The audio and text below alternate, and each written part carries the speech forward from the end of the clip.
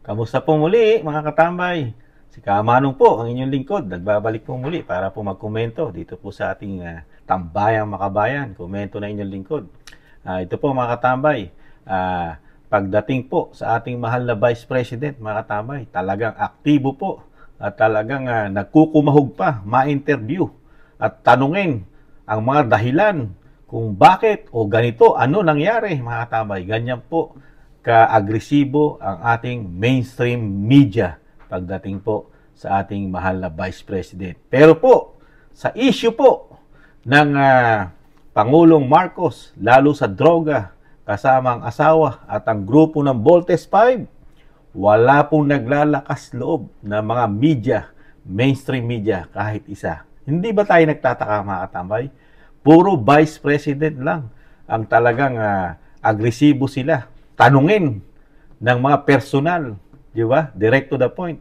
Pero pagdating sa Pangulo, ni isa. Bakit kaya, mga katambay? Ito. Pero pagtuunan natin ng pansin, mga katambay, ito pong interview o pahayag ng Vice President dito po sa istasyon na hindi bias, mga katambay. Ang GMA7 na walang kinikilingan at syempre po, hindi nabubusalan ang kanilang bibig, mga katambay. Pakinggan po natin.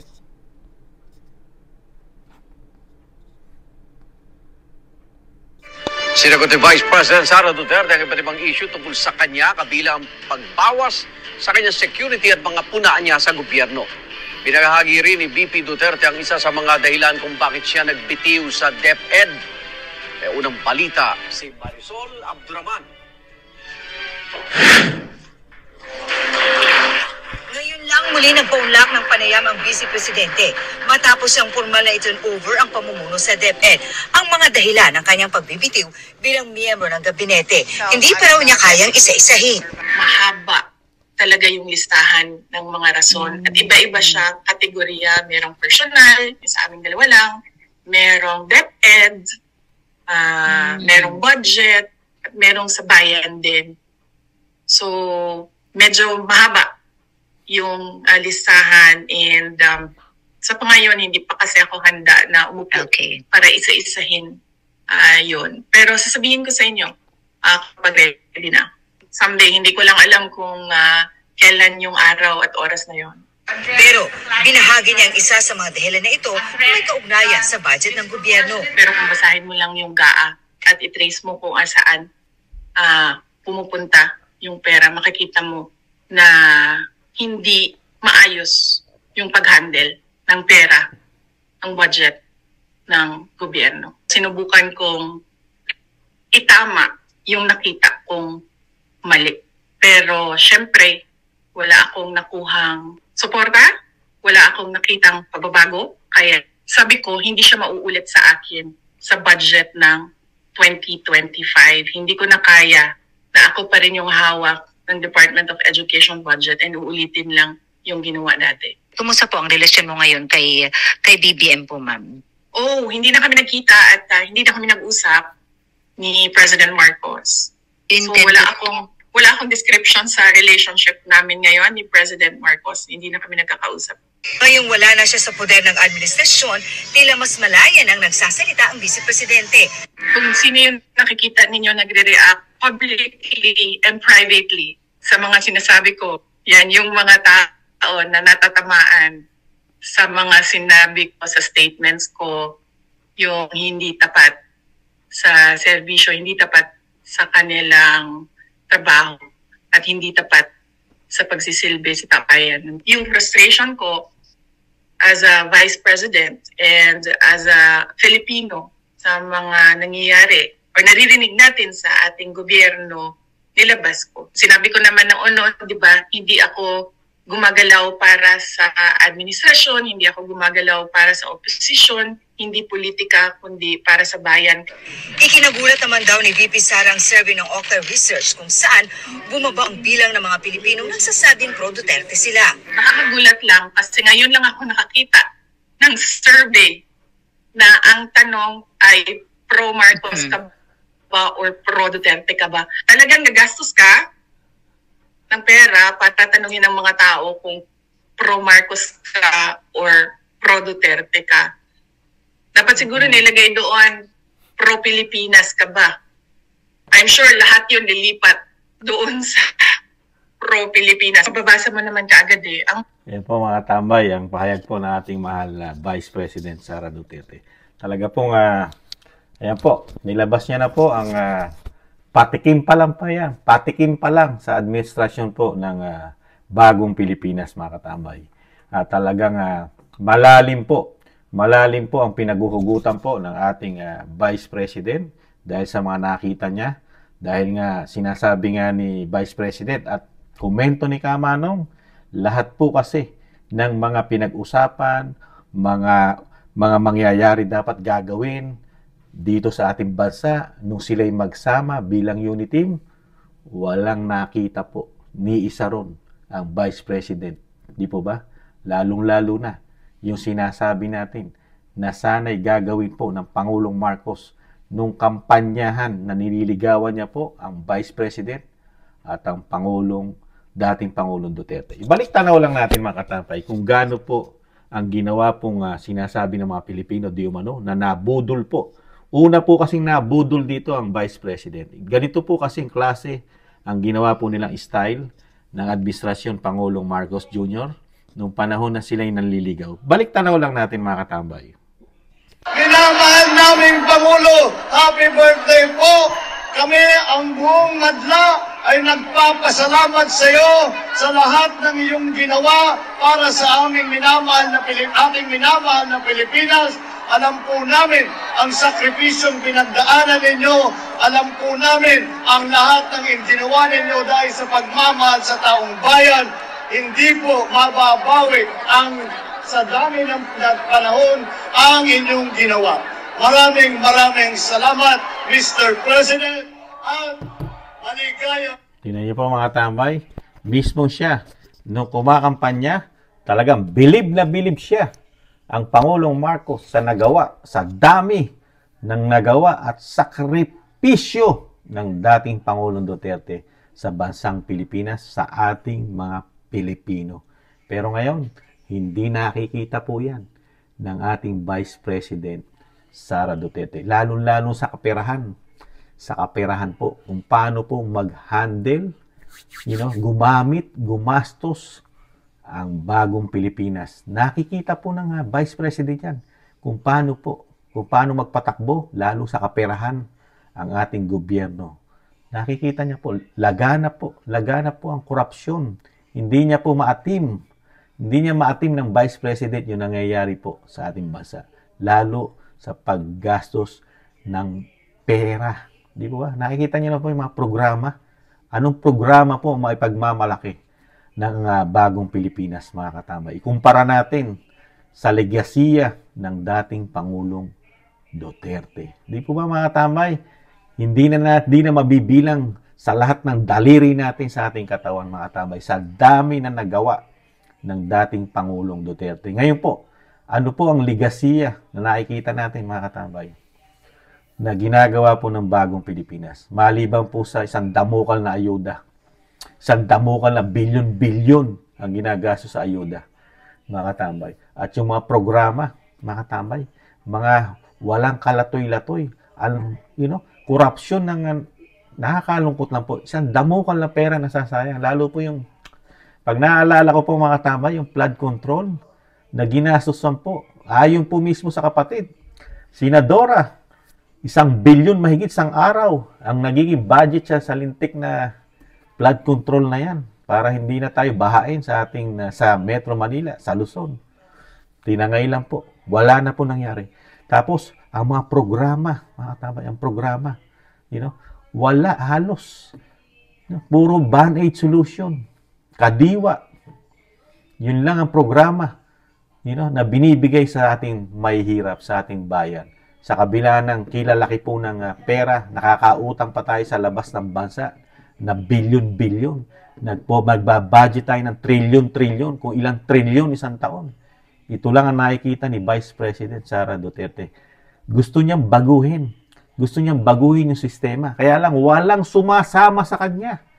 Walang sumasama kay Vice President Sara Duterte. Yung tamang pagpatakbo ng bansang Pilipinas. Dahil naumpisahan na po yan. Dahil alam natin kung paano magpatakbo ang mga Duterte sa bansa, sa syudad, sa city. Dahil galing po sila sa baba hanggang sa tumaas. At nakikita rin ng Vice President ang lumalaganap na droga na naman, krimen. At yung sinasabi na, yung walang isang salita rin ang Pangulong ng ating bansa. Walang political will, walang isang salita. Hindi marunong tumupad sa usapan. Dahil nakita naman natin mga katambay, kaya nagkaroon ng unity niyan, di ba? Balik tanaw lang natin. Sino ang presidente mga katambay noong panahon na 2020 pababa? Di po ba ang Pangulong Duterte, dating Pangulong Duterte? Sino po ine-expect natin maging susunod na presidente? Si Bongbong Marcos Jr. po ba mga katambay? Hindi, di ba? Siyempre po yung anak na mismo ang Sara Duterte, di ba? Ano po nangyari? Di ba? Dahil hindi sakim sa kapangyarihan ang Duterte, lalo ang BP Sara. Kasi kung sakim sa kapangyarihan yan, ganito makikita natin ngayon. Yung nangyayari po sa ngayon sa politika natin, ganito po sana ang sistema ng Duterte. Sakim. Di umano sa kapangyarihan. Di po ba? Dahil may usapan. Kaya nag-unite. Makukuha mo ba ang isang Sara Duterte kung wala kayong usapan?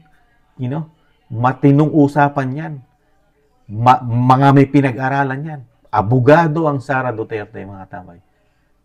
Kaya lang, dahil nga sa ambisyon, saka yung nilalabas lang ng bibig ng Pangulong Marcos Jr. ay sa bibig lang, wala sa puso. Wala sa isip, mga tambay. Nakuha na kasi gusto. Nung makuha na gusto, iba na po ang ka-unity. Iba na po ang ka-unity ngayon, mga tabay. Nakita naman natin, mga tabay, alam na alam ng BP Sara yan. Nakita niya lahat ang nakapasok sa ating gobyerno ngayon. Di ba? Hindi na, ibang politika na ang sinusunod. Hindi na yung politika na para sa ating Pilipino, sa ating mga kababayan, sa ating mga maihirap, sa pangkalahatan. Ngayon, hindi na po yun na nakikita ng Vice President, mga tambay. Komento ni Kamanong. Hindi na po. Oligarko na po, di umano. Punong-puno na po na oligarko ang administrasyon ng bagong Pilipinas. Nagbalikan na po lahat. Mga politikong, mga pulpul politiko, di umano. Yung mga sandamukal na korupsyon ang nagpapasukan sa gobyerno ng bagong Pilipinas. Puro sila na po lahat. Talagang lahat po. Lahat ng isinuka, inayawan ng mga Pilipino, madilaw man yan, mga pink man yan, pati mga makabayang black na isinusuka ng mga Pilipino, magkakasama na po lahat. At wala na pong oposisyon ngayon, mga katambay. Alam ni Vice President yan, wala na rin nag-uoposisyon ngayon sa bagong Pilipinas. Nakita niyo po, meron ba naging oposisyon sa mga nangyayari, anomalya sa ating bansa, magmula sa kartel ng mga smuggler ng bigas? Meron po ba? Wala nag-uoposisyon dyan. Yung paglipat ng pera na bilyon-bilyon sa PhilHealth, may nag-oposisyon ba dyan? Wala rin.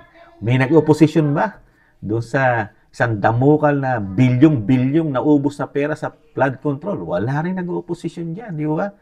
Wala rin nag-oposisyon doon sa Maharlika Fund na isang damukal na pera. Sana lang, yumaman ang Pilipinas doon sa Maharlika Fund. Di ba? Na sabi, mag-investment ng Pilipinas. Nakakalungkot. At wala rin nag-iimbestiga sa mga sobra-sobrang pera na ginagastos ng Kamara. Bilyon-bilyon. Di ba? Kaya, diyan ka magtataka. Kaya tayo, pangkaraniwang tao, katulad ni Kamanong, nakikita. Hindi ko man nakikita lahat, pero si BP Sara, alam niya lahat yun dahil isa siyang politiko at isa siyang magaling ding abogado, mga katambay. Sa tagal niya na sa pagiging politiko, ang BP Sara, alam niya na ang klase ng politiko o politika sa ating bansa. Alam niya po yan. Kaya napakarami pong saloobin niya. Personal man o sinasabing politika, nahandyan na po lahat yan. Isang araw mahintay natin yan. Sa isang araw, lalabas po yan. Puputok po yan. Maghintay lang po tayo. Dahil ang BP Sara, iba po ang tatak Duterte. Hindi po sila yung mga tipong nagkikim-kim lang at pangiti-ngiti lang, pa-smile-smile lang mga katambay. Pagka yan in-interview mo at sa tamang panahon, bubukas ang bibig niyan. You know? Dire-diretso na magsasalita yan. Hindi katulad ng ating Pangulo, kahit na mismo siya, tanggap na tanggap niya, ang kanyang pamilya ay adik, tahimik pa rin siya mga katambay. Tanggap na tanggap niya na yung masasakit na sasapitin mo at ng iyong pamilya dahil ang bisyong drugs ay napakasamang ikabit sa isang tao, tanggap na tanggap po ng Pangulong Marcos yan. Pero ang BP Sara, hindi ganon. Lahat ng tanong ay sasagutin. At yung sinasabing ito ay siya nagiging nagpapaka-oposisyon na. Hindi totoo yun. Hindi nagpapaka-oposisyon din ng Vice President, mga katambay. Sinagsasabi lang siya ng totoo na nangyayari sa ating bansa. Di po ba? Kayo po, hindi nyo ba napapansin ngayon, mga katambay? 2 taon na nakaupo sa pwesto ang ating administrasyon. Ano po ang malaking achievement na nagagawa ng bagong Pilipinas? Di po ba? Puro band-aid lang. Band-aid. Di po ba? Nasaan na? Yung mga travel na pinagmamalaki sa atin na isang damukal na biyahe. Nasaan na po yung isang damukal at isang daan-daang milyong dolyar na mag-i-imbes sa atin, mga katambay. Di ba? Wala po. Sa ibang bansa po nag-imbes. Di ba? Yung malalaking mag-i-imbes sana sa atin. Napunta pa ng Malaysia, mga katambay. Paano mag-i-imbes sa bagong Pilipinas? Napakaraming problema. Di ba? Una-una, ang Commander-in-Chief may issue, kalat na kalat sa buong mundo, na gumagamit daw ng droga, di umano. Di ba? Sino mag-i-imbes kung ang Pangulo ay bangag? Di umano. Tapos may issue ka pa sa West Philippine Sea o South China Sea na parang wag naman sana makikipagyera pa tayo. Wag naman sana. O sino papasok sa investor? Mga tambay. Pinababango lang po. Pinababango lang na maganda ang ekonomiya dahil meron pong isang sekretary na sinasabi na maganda ang ating ekonomiya kahit baon tayo sa utang. Wag daw natin tingnan yung utang dahil maganda pa ang ekonomiya natin. Matindi. Eh di sana kung maganda ang ekonomiya natin, hindi na tayo nangungutang. Di po ba? Yun ang logic eh. Bakit ka mangungutang sa labas ng bansa? Ibabaon mo sa utang ang Pilipinas. Eh maganda naman pala ekonomiya ng bansa at nakaka-recover. O di po ba? Nonsense. Niluloko lang tayo mga tambay. Yung isang sekretary na sinasabing Amerikanong hilaw, mga tambay, na taga Batangas. Nakakagulat lang po. Kaya po, takip-takip po, nangyayari po ngayon sa nakikita ni Vice President Sara Duterte. Nagkakaroon po ng takipan. Talagang nakabusal lahat, mga may busal. Kaya nga, nakikita niya, yung pati lahat ng sangay ng gobyerno na nagtatrabaho sa ating bansa, sa Pilipinas, sa ating bansa, lahat ng mga empleyado, lalo yung mga may uniforme, kapulisan, kasama na yan. Nakikita niya na hindi na rin nakakatupad ng tama para sa bansa, mga tambay. Dahil nga, sa kwarta. Di ba? Nakikita mo natin sa Kamara, sa Senado. Di ba? Ang tinatrabaho lang sila. Ang pamilya Duterte, pabagsakin. Puro sila lang ang laman ng halos ng balita. Yung matandang Duterte, pilit ng tinatrabaho para makuha ng ICC. Gamit ang Interpol. At agresibo yung aso na si dating Senador Trillanes de Umano. At kasama pa raw ang speaker. Ayon po kay Senador Bato de la Rosa. At meron na rin mga polis na talagang sinusuhulan para maging testigo rin, mga katamay. Ganyan po sila katindi. Ganyan tumanaw ng utang na loob ang Marcos. Kaya po, sa tamang panahon, mga katambay, dahil alam na rin po kasi ng Vice President lahat, pati po yung video, alam niya po yan, alam na po ng mga Duterte yan, yung sinasabing nagpakalat ng more than 150 USB, napanood na po yan. Matagal na pong napanood yan ng Vice President sa tingin ni Kamanong ng mga Duterte. Yung mga anomalya, yung mga nakatago, sekreto, na pinalabas mula kay Jonathan Morales hanggang kay Cathy Binag, alam na po ng Vice President yan. Kaya nga lang, hindi natin masisi At huli na para sisihin natin ang ating Vice President dahil nga kung nakinig nga lang siya, di ba? Kung nakinig lang siya sa tatay niya, di ba? Nung kampanyahan, wala sana tayong problemang ganito sa ating bansa. Kaya lang, nangyari na yan. Hindi na tayo dapat magsisihan, mga katambay. Nangyari na yan. Kasi ganun talaga ang anak. Dahil lahat na dinadanas po ng isang magulang yan, na merong anak na matitigas ang ulo. Katulad ni Kamanong, may mga anak din si Kamanong na matitigas ang ulo. Ganyan din po kasi ang nangyari sa ating Vice President Sara Duterte. Naging medyo matigas ang ulo niya noong mga time na yon. Hindi siya nakinig sa kanyang ama, dating Pangulong Duterte. Kaya ganito po ang nangyari. At least meron din pong magandang nangyari doon, mga katambay. Sa katigasan ng ulo ng ating Vice President, dahil siya dapat ang presidente ng Pilipinas at hindi tayo nagkaaganito, bakit ko nasabi na mayroon din magandang dulot yung nangyari niya? Dahil nahayag ang tunay na pagkatao ng mga oligarko. Kasama po pala di umano ang pamilya Marcos sa mga oligarko sa ating bansa, mga tambay. Hindi pala talaga sila makabayan. Hindi po sila makamahirap. Komento ni Kamanong, hindi po sila makabayan, hindi po sila makahirap ang mga Marcos sa panahon ngayon. At nahayag po rin ngayon na talagang sa kanila, pera-pera lang po yata. Dahil di umano, nabubusalan nila lahat. Kasi kahit sino ang tanungin natin na nag-iisip at gumagamit ng logic, mga katambay, paano mapapatahimik ang isang media, media na hindi man lang inuungkat ang mga issue mo. Lalo ang Kamara, Senado, makakaliwang grupo. Di po ba? Napakahirap gawin yan. Kung hindi mo, bubusalan yan. Di po ba, mga katambay? Kaya, sa nangyari po ngayon, yun lang po ang napakaganda rin nating, ako para kay Kamanong, okay rin sa akin yun dahil nakita ko ang tunay na pagkatao ng Marcos, Romualdez, Araneta at ng mga oligarko, mga katambay. Muli po si Katambay Mano, nagpapasalamat po, mga katambay. Malungkot man ang nangyayari sa ating bansa, may pag-asa pa tayong makabangon habang may Duterte na nananatili sa ating bansa. At maraming salamat po, mga katambay, sa mga gusto ng ating maliit na channel. At syempre po, mga katambay, na-appreciate ko pong muli ang inyong mga comment, ang inyong mga tinatype po sa ating comment section. Binabasa ko po, mga katambay. At sinasabi ko nga madalas, magkakaisang puso tayo, layunin ang ating puso at isip na muling manumbalik ang ating bansa, lalo na sa pag-unlad na ekonomiya.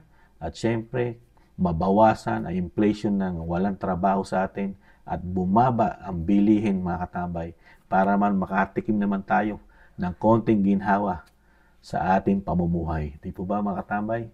Muli po, paalam po, mga katambay. Ingatan nawa. Bye-bye.